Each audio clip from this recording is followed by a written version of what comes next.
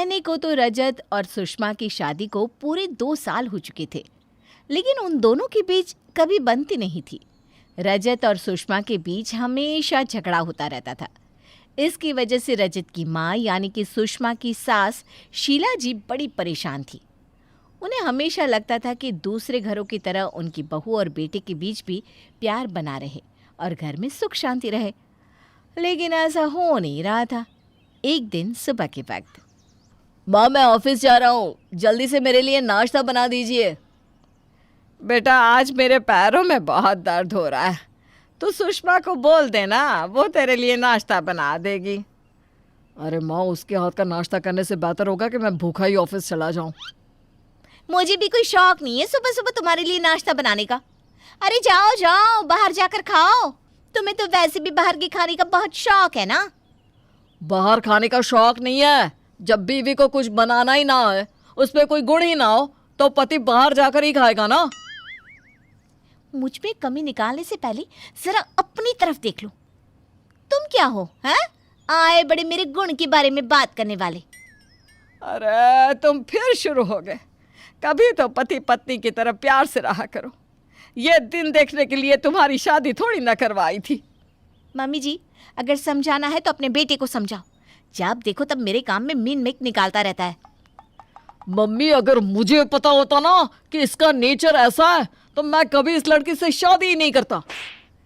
इतना कहकर रजत गुस्से में घर से चला जाता है। नमस्कार दोस्तों, आगे बढ़ने से पहले मैं आप सबको ट्रस्टेड ब्रांड लोटस 365 के बारे में बताना चाहती हूँ, जिसके ब्रांड एम्बेसडर काजल अग्रवाल, नवाजुद्दीन सिद्दीकी, उर्वशी राउटेला है। ये सबसे पुरानी गेमिंग कंपनी में से एक है जो 2015 से भारत में एक्टिव है। यहाँ आपको क्रिकेट, फुटबॉल, टेनिस आदि के अपडेट मिलते हैं। आप यहाँ 1000 प्लस लाइव गेम्स भी खेल सकते हैं और अमेजिंग रिवॉर्ड्स जीत सकते हैं। इस प्लेटफॉर्म पर आपको बेस्ट ऑफर्स और प्रमोशंस भी मिलते हैं। साथ ही सबसे अच्छी बात यह है कि इसमें 7 1-to-1 कस्टमर सपोर्ट है। तो आप किसका इंतजार कर रहे हैं? अभी खेलें और iPhone 13, royal Enfield, Samsung Galaxy S22 ultra जैसे एक्साइटिंग गिव अवेज के साथ बोनस ऑफर का लाभ उठाएं। शीला एक बार फिर अपने बहू और बेटे का झगड़ा देखकर बहुत दुखी होती है और उदास होकर बैठ जाती है। कुछ देर के बाद, सुषमा बहू, वो मंदिर में पुजारी जी ने बहुत अच्छा सत्संग करवाया है, मैं वो सुनने जा रही हूँ। बेटा 2 घंटे में आ जाऊँगी, ठीक है? ठीक है मम्मी जी, आप जाकर आइए, मैं तब तक घर का सारा काम कर लेती हूँ। बेटा तुम जितनी अच्छी तरह मेरे साथ रहती हो, रजत के साथ भी रह लिया करो ना। देखो पूरी जिंदगी तुम्हें उसके साथ गुजारनी है, मेरे साथ नहीं। मम्मी जी, आप मेरे साथ अच्छा व्यवहार करती हैं, मेरा ख्याल रखती हैं, इसलिए मैं आपके लिए अच्छी हूँ। लेकिन आप अपने बेटे को जानती है ना, दिन रात मुझे बस ताने मारते रहते हैं। मैं समझती हूँ बेटा, लेकिन अगर तुम लोग इसी तरह झगड़ते रहे तो मेरे जाने के बाद क्या होगा? मैं चैन से मर भी नहीं पाऊंगी बेटा। मम्मी जी, आप परेशान मत होइए, अभी आप सत्संग में जाइए, इस बारे में हम बाद में बात करेंगे। कुछ देर के बाद शीला सत्संग में पहुंचती है और वहां जाकर अपनी परेशानी पुजारी जी से कहती है। पुजारी जी, घर में सब कुछ ठीक है, बस बहू और बेटे के बीच बनती नहीं। समझ में नहीं आता कि इस परेशानी को कैसे दूर किया जाए। ये बताओ बहन कि क्या तुम्हारे बहू और बेटे के बीच कोई बहुत बड़ा मामला है? ऐसी क्या बात है, किस बात को लेकर झगड़ते हैं दोनों? अरे कोई बात नहीं है पुजारी जी, बस छोटी छोटी बातों पर झगड़ते रहते हैं। अगर ध्यान से देखा जाए ना तो कोई बड़ी बात तो है ही नहीं जिसके लिए उन दोनों को झगड़ा करना पड़े। उन दोनों की कोई संतान है या नहीं? और शादी को कितना वक्त हुआ? शादी को तो 2 साल से ऊपर हो गए पुजारी जी। संतान तो तब होगी ना जब दोनों एक दूसरे के साथ प्यार से बैठकर बात करेंगे। अब वो तो एक दूसरे की शक्ल तक देखना बर्दाश्त नहीं करते। देखो, अगर तुम अपने बहू और बेटे की ज़िंदगी अच्छी करना चाहती हो तो तुम्हें अपने बहू और बेटे को इस बात को समझाना होगा कि वो एक संतान को जन्म दे। पुजारी जी, क्या इससे सब कुछ ठीक हो जाएगा? बिल्कुल बिल्कुल ठीक हो जाएगा। हमारे ग्रंथों में भी कहा गया है कि जब एक संतान जन्म लेती है तो वो अपने माता और पिता के बीच के संबंध को पहले से ज़्यादा मजबूत कर देती है। मेरी बात मानो और देखना, कुछ ही दिन में तुम्हारे घर में खुशहाली होगी। शीला अपने घर लौट आती है और रजत और सुषमा को अपने पास बुलाती है। क्या हुआ माँ, क्या बात करनी है? देखो बेटा, तुम दोनों की आपस में बनती नहीं, ये बात मैं अच्छी तरह समझती हूँ, लेकिन अब मैं चाहती हूँ कि मुझे एक पोता या पोती दे दो। तुम्हें झगड़ना है तो तुम झगड़ो, कम से कम मेरा बुढ़ापा तो अपने पोते पोती के साथ अच्छे से गुजर जाएगा। मम्मी जी, आप कैसी बात कर रही हैं? जो इंसान मुझसे प्यार से बैठकर बात नहीं कर सकता, उसके साथ बच्चा पैदा करना? अरे माँ, बेकार की जिद करो ही मत, ऐसा कुछ नहीं हो सकता।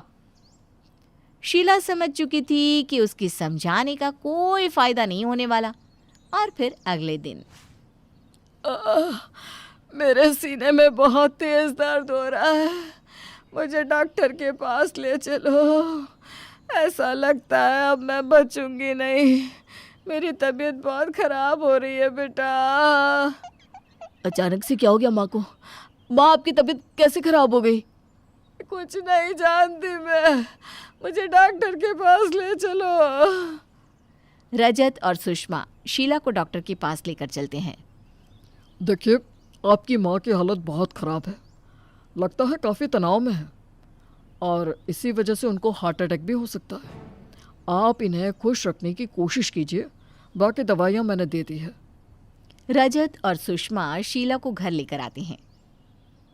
क्या हुआ मम्मी जी, आपको किस बात का तनाव है? देखिए, अगर आप ऐसे ही परेशान रहेंगी तो मुझे बिल्कुल अच्छा नहीं लगेगा।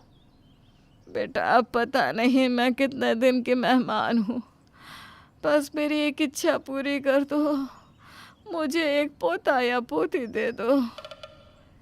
ठीक है माँ, अगर आपकी यही इच्छा है तो हम इस बारे में सोचेंगे।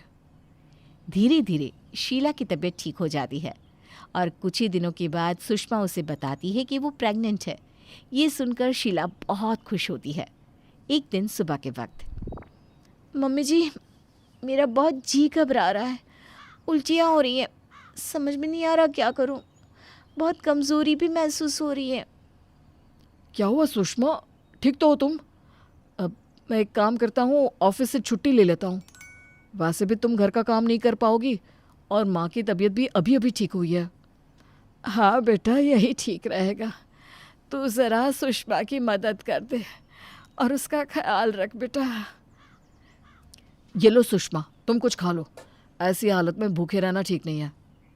लगता है पुजारी जी की बात सही साबित हो रही है, रजत अब सुषमा का ख्याल रखने लगा है।